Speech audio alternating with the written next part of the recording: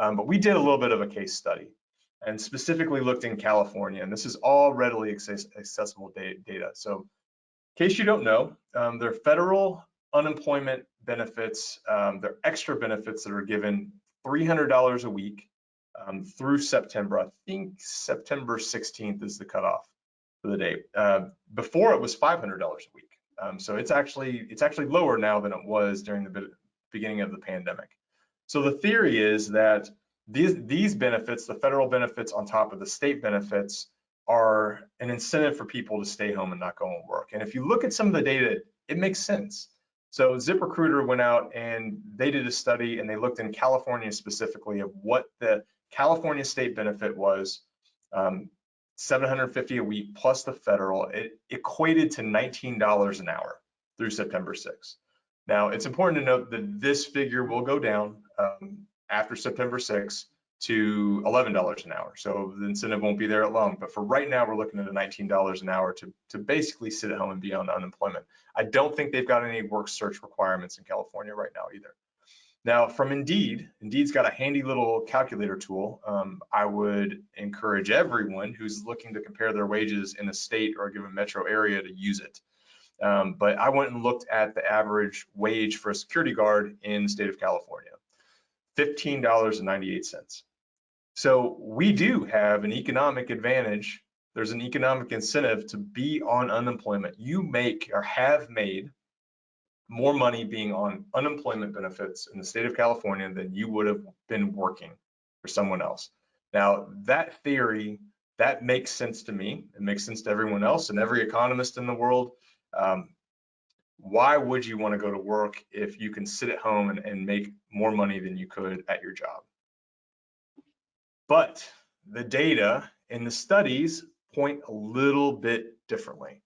So organizations have been studying the effects of unemployment benefits on labor. And there are two studies out there in particular that really stood out to me. These are the headlines from the studies. The first one is on employment data. It was done by Homebase and UKG, looking at payroll. So they were looking at actual employees. So just from an employment standpoint, they showed that there was no effect. Let me take a step back. Several states have stopped paying unemployment benefits, and they stopped in June. Some have stopped in July, and others are going through September. What we looked at in these studies were the states that ended in June. What was the effect on employment? What was the effect on job search?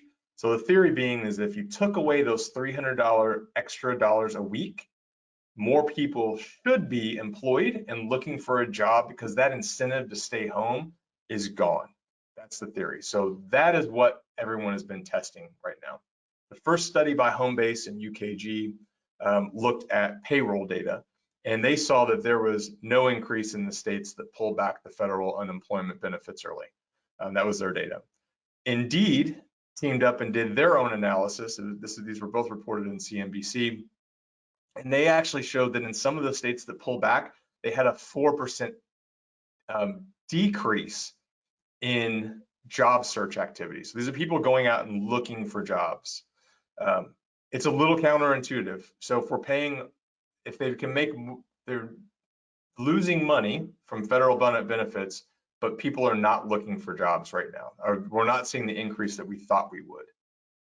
So we decided to do our own little study, and we started this back around May when certain states announced that they were going to be pulling back their state unemployment benefits.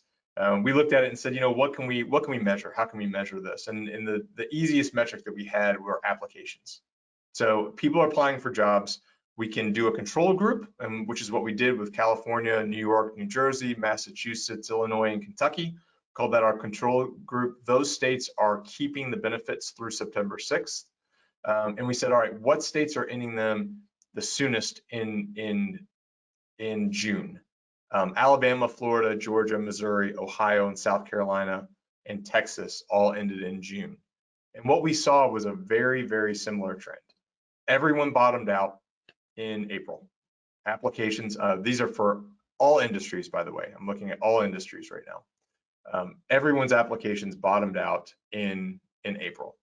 And then what we saw was a gradual climb going up to June. So what was important to look at in this set of data was what was the increase from the bottom back up to July. And we're confident in the July numbers because we're through July, but what was that increase? And what we saw was a 48% increase in what we're calling the blue states. You pardon my politics here, but those are basically blue states. Saw a 48% increase in those states in applications, and in the red states that removed the benefit, the extra benefit, we saw a 56% increase. That's negligible. It's pretty small. If we were doing this in a very scientific matter, I would say it was in the margin of error that happens. So I don't see a huge impact on application volume from states that pulled away that extra benefit early. The job search data and the employment data kind of correlates the exact same thing. So payroll providers, Indeed, and even our ATS, we looked at it and none of us saw a dramatic increase on taking away unemployment benefits from job search. It's a little troubling. It's a little troubling. I'm sure there's a lot of people that are kind of puzzled by this information, but I think that you kind of go to the other theories at that point, and we've got to look at what are the other factors that are kind of playing into this.